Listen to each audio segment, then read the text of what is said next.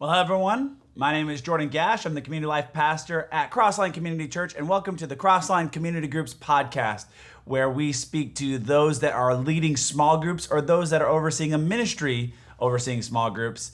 This is for you.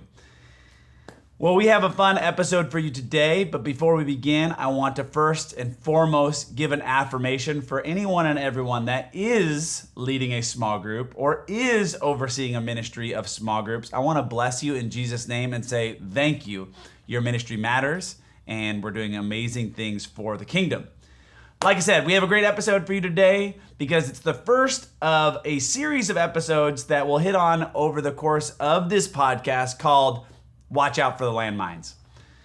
Watch out for the landmines comes from personal experience that I've had over the years of challenges that come alongside and come against small groups that really seem to derail small groups and really cause deep challenges.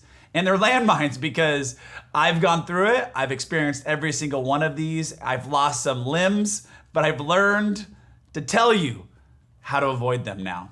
So the first landmine that we're going to talk about is picking a study.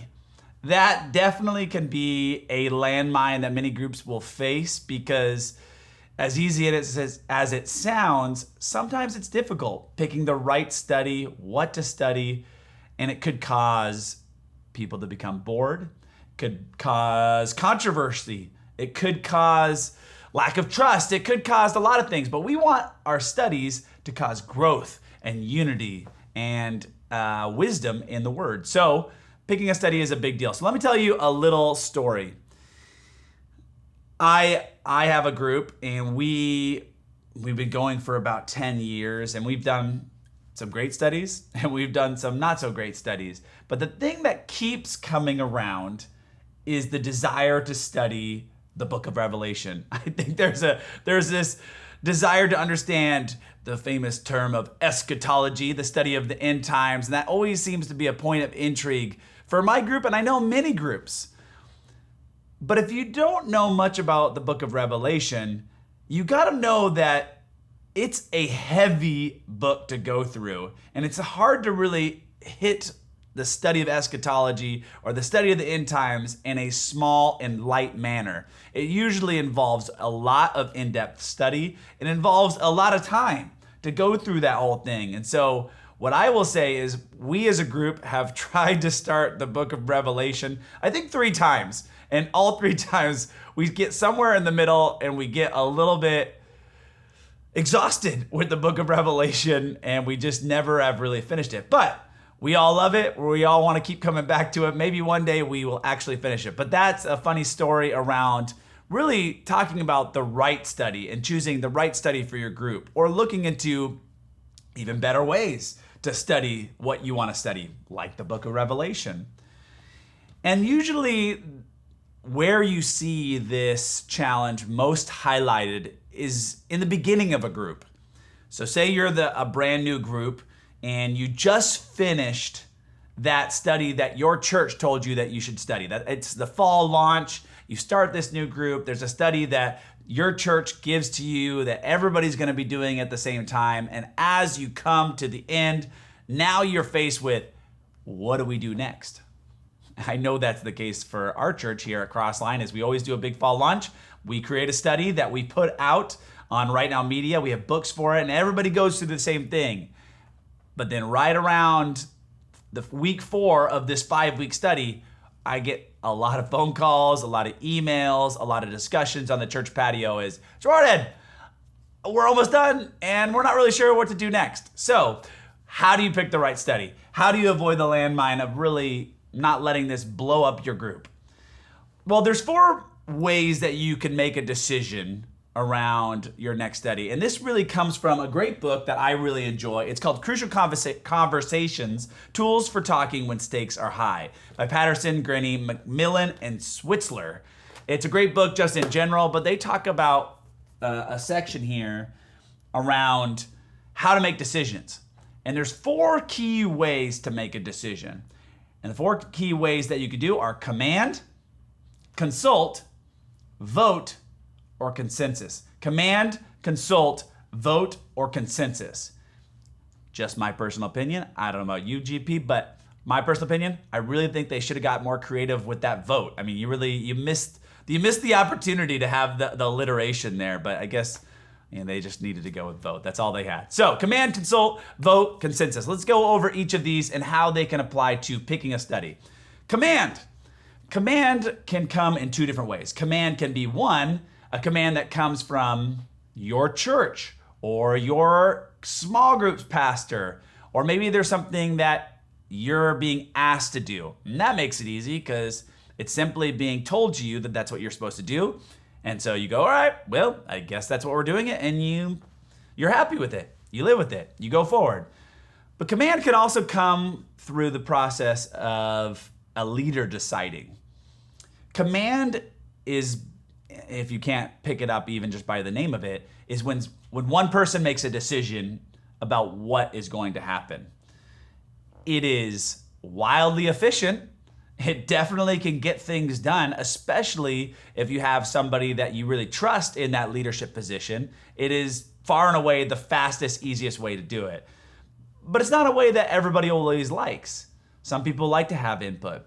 But command is something that if you are a leader that you're very confident about where you want to take your group, and your whole group trusts you and trusts your thoughts and your direction, and you have this shepherding care over your group, and you're okay filling that role, then command can actually be a very efficient and easy way to decide what comes next in your study. The next option is the consult option. Consult is a way where there's still a key decision maker or decision makers that are ultimately going to make the decision. But consult involves everybody in the group. You have a meeting after the end of your last study, and you sit down and you actually talk about what are all our options, what do people want to do, what are you feeling, what's the Lord leading you in right now? Do we want to go this direction with this book of the Bible, or do we want to have this topical, or maybe you heard something at a conference, whatever it might be.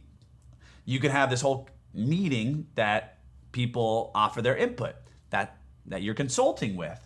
So you consult with everyone, you take all those opinions into your notepad, you make notes, because that's important, make notes about it, write them all down, what everybody's saying, and then in the end though, the leader or the decision makers take all those thoughts and ultimately have to make a decision on, okay, this is a good one, let's go this direction, we have good resources for this, and we're gonna move forward. Voting. I think you know what that means. Again, it's not a C, it's a V, but it is, regardless of whether it's a C or V, it is very effective as well. It's a different way of being effective, and if you have a lot of options. So you could do it in a way where it's kind of like consult, but everybody just pitches in an idea that they want. I want to do this study on parenting. I want to do this study on the book of Ephesians. I want to do this based off of the sermon series that we're going on. I want to do a study all around food. I don't know, whatever it might be. But it all goes on the table. You all put it out there and you get down to a vote. All right, everyone, we've got these 4 options. Let's take a vote. And we're going to have to live with majority rules. It's very efficient. But the thing about voting, and again, it goes without saying, is you have to have a group that's okay with that. You have to have a group that's secure in their own emotions and secure in their own feelings to know that their first choice might not be the one that they go with. And their idea might not be the one that people move forward with. And so I think voting works in certain circumstances. I would actually coach groups away from voting, because even though people may not say things, after a while, after you've gone through 1, 2, 3, 4, 5 studies with your group, if there's a certain person that continues to feel like they're not being heard, it's going to be this kind of unspoken challenge in their heart, and they're going to feel not super comfortable in the group, and it's going to result in really some disunity, some lack of connection, and even potentially people leaving the group. So it works with the right group, and you might have to talk with your group about that, but that's another thing. Consensus. Consensus is the least efficient. Consensus is where you talk about all these different ideas and thoughts, and you really come to a full consensus where everybody agrees and says, that is what I want to do. That is where we're going. And the beauty about consensus, if that's the direction that you're going to go, the beauty about consensus is it could really bring some great unity for your group. When everybody is in line with what you want to study and where you want to go, I'm not saying you can't have that in the other options, but when you really go through the long, hard, difficult conversation and coming in alignment and deciding on something that everybody wants to move forward with, it really can bring some great connection, great unity in your group. But it's at the sacrifice of some efficiency. Those are the 4 different ways that we get from the Crucial Conversations Tools for Talking When Stakes Are High book. And those are ways that you can decide. You're going to get my opinion because I'm the community life pastor here at Crossline, and you're listening to my podcast. So this is what you're going to get my opinion, and I want to help people. And I don't want to just give them a bunch of options and let them decide, have no insight into what I think, because I have thoughts, and I think the ways that I'm having a hard time. JP, I'm having a hard time explaining this. Basically, you're listening to my podcast, and so I'm going to give you my opinion. You can take it or leave it. My opinion maybe is valuable to you. Maybe you could care less, and you're just listening to me on the way to work, and you're like, okay, I'm really still hung up on the whole fact that vote is not a C, and it doesn't follow the alliteration. I don't know, but you're going to get it anyways.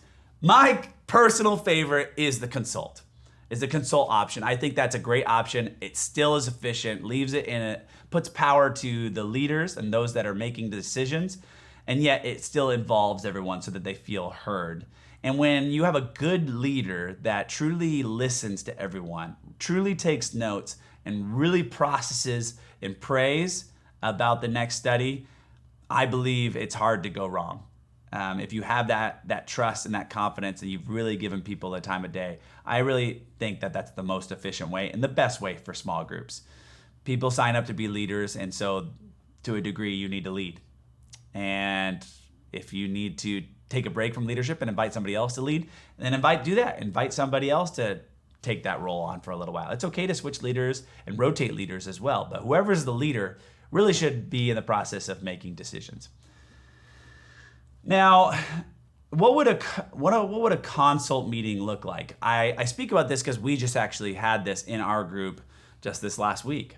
We just finished a study and we had a consult meeting around what the next study is going to be. And the best way to do that is to make it casual, make it something that maybe involves food. It's a break from your normal study time, and it's more of a fellowship time. So you have some food, you have some gathering, you enjoy that time together. But then you have allotted specific time within that moment to sit down and say, all right, guys, we finished up our study. What are we looking at doing next? And at this point, you've also prompted people to come with some of their ideas. So they're not just getting this cold turkey, that they've actually thought about it. They come to that consult meeting with some ideas. And so you sit down, over food is a great option, and you start, putting it out there. This is my thought. These are some ideas. Here, I actually brought a book. My girlfriend said that this is a great option. My buddy at work is doing this thing, whatever it might be. You bring that to the group. You have this whole dialogue. The leader takes some really good notes, really listens to everybody, puts it all down, and then says, all right, friends, I'm going to take all these ideas. Thanks so much for your input. If you have any more thoughts over the next 24 to 48 hours, let me know via talking to me through a phone call or a text. But in the next few days, I'll make a decision. And it's important that the leader is prompt with that, jumps on that opportunity to take all those things that are fresh in his or her mind and prays about it, thinks about it, makes a decision, and moves forward. And in the end, whatever decision you make, even if it doesn't go as smoothly as maybe you would hope, it's okay, because in a few weeks, you'll have to do it again anyway. So you'll all be brand new anyway. So it's okay to have a couple misses over the course of your long journey with a small group. It's okay. And you can enjoy it. You can still grow out of each of those things. Now, what are some of the options that you have available when picking a study? Now, I had 4 ways of making a decision. I have 4 ways to look at the options. The 4 options available are sermon-based, platform-based, book-based, or Bible-based. Sermon-based, platform-based, book-based, or Bible-based. Sermon-based is you are going to take the sermons that your pastor or your teacher, or maybe even somebody, maybe there's a series by another pastor that you guys really like as a group. You could do that, but a lot of times it goes around the church that you're centered around. So here at Crossline, you would listen to the sermons that come from some of our teaching team and led by our senior pastor, JP Jones, who's an amazing teacher. And you would listen in. And if you don't go to church that Sunday, you'd have to go back and listen to the recording. Everybody listens to that, and you come with some questions that you're going to discuss about the sermon. A lot of times, your church may be one that actually provides questions for you. You could check on that. A lot of churches may do that, and you may not even know it, but you could talk to your small group pastor or talk to your pastor and say, hey, is there questions that are associated with your sermon, or do you have notes that we could use to help guide our small group? That's an option. Platform-based, there's a lot of platforms that you can use for small groups. The thing that we use here is Right Now Media. We love our partnership with it. It's kind of the Netflix of Christian content, and there are thousands and thousands of Christian studies that have been approved and vetted by Right Now Media that you can go and search whatever topic you want and look it up, and some small group series is going to come up and you can watch it. It's usually video, has a video associated with it. You watch it. You could even buy some of the resources or use some of the resources that are connected to each of those studies, that are linked up with each of those studies. And that's another option. Platform-based. Book-based. Book-based is somebody in the group loves a book. They have a book. I read this book. It's incredible. My friend Gigi right now is all vibing on this book called Freedom in Christ. She loves freedom in Christ. She wants to talk about that. And you could bring this book and saying, this is a great book. I think we should go through it together. The thing about book-based is it involves homework. You have to read the book coming into group. And some people might like that. Some people may not. But sometimes a great Christian book could be a perfect option.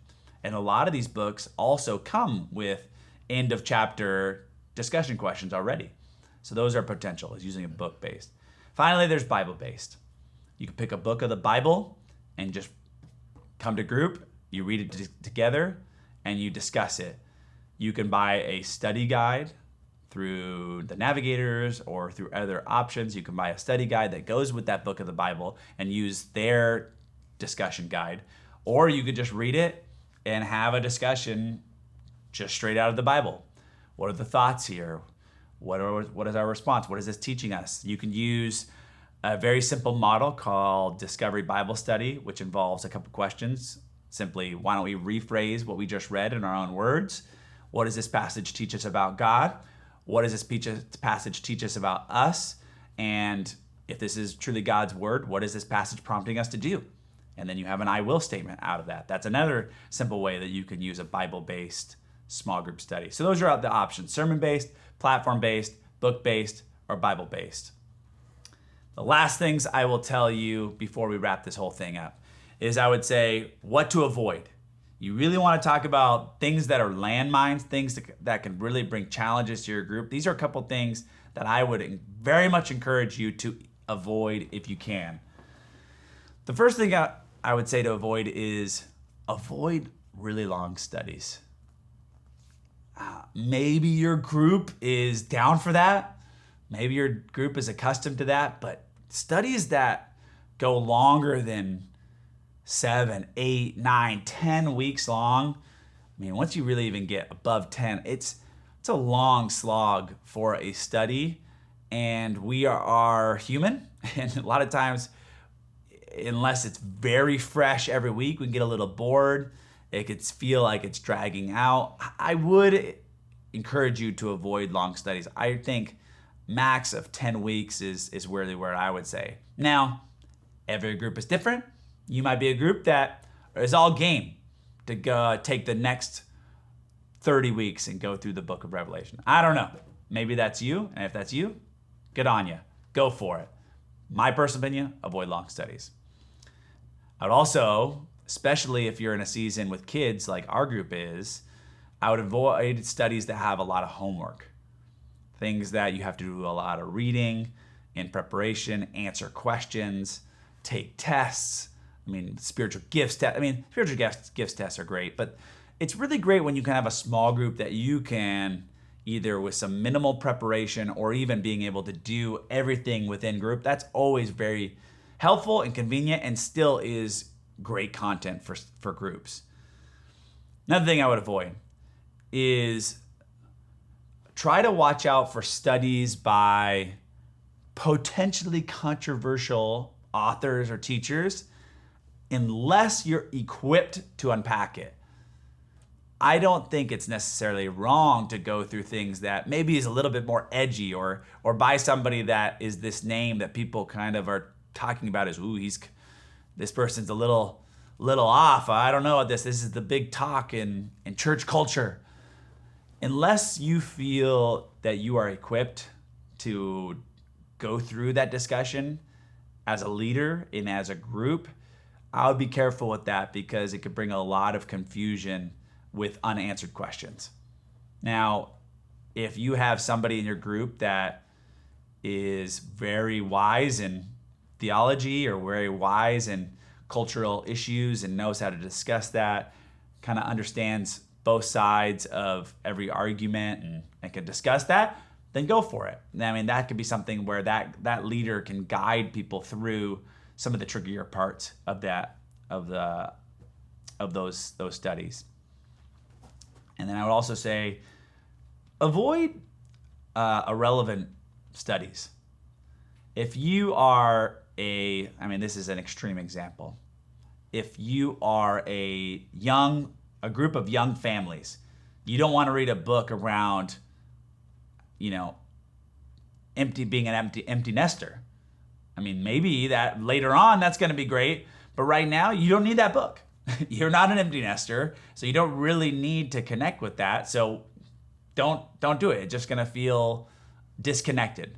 And now that was an extreme example, but you got to think about it. There are studies that just simply aren't really relevant to your season of life or where you live or what you do. So I would say avoid that because those aren't going to give you really what you're looking for. Now, they could be fun, but they're really not going to provide great insight and feedback for you as a group. So there we go. That's some information around picking a study, avoiding the landmine of picking a study, because what I will say is though some of these things seem basic and common knowledge, you'd be surprised how many groups I talk to that get in little tiffs or a little conflict with picking a study, or they get stuck.